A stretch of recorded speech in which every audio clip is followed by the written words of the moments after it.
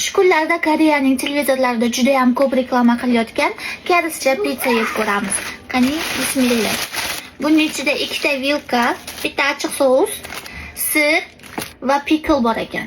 Bu pizzani shu aydol juda ham ko'p reklama qilyapti. Taniganlar bormi? Masalan, men tanimayman. Qaynanam ishdan kelguncha yeb tashlashimiz kerak. Bu namchi chiroyli. Bu qaranglar, tepasi faqat sirlik, pasta krevetka, makka va bu nima? Kartoshka ekan. Wow!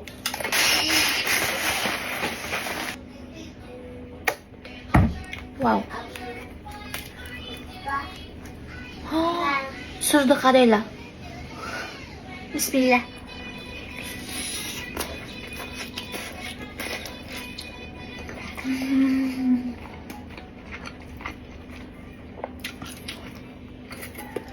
Sirni o'zi ham ayamisdan solishibdi.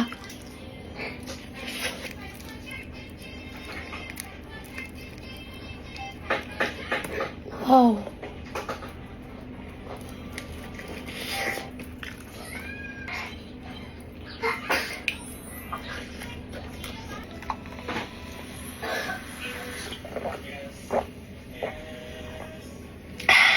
Endi krevetka va makkalisini yeb ko'ramiz. Bismillah. Krevetkani qaranglar.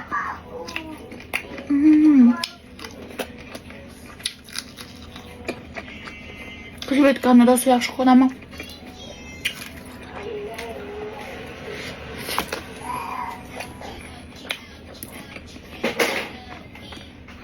Makkali pizza maza ekan.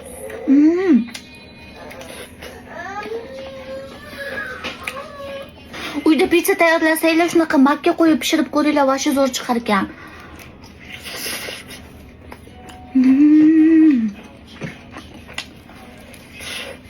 Nonni chekkasiga ham даже qaranglar, sir qo'shilgan. Maza.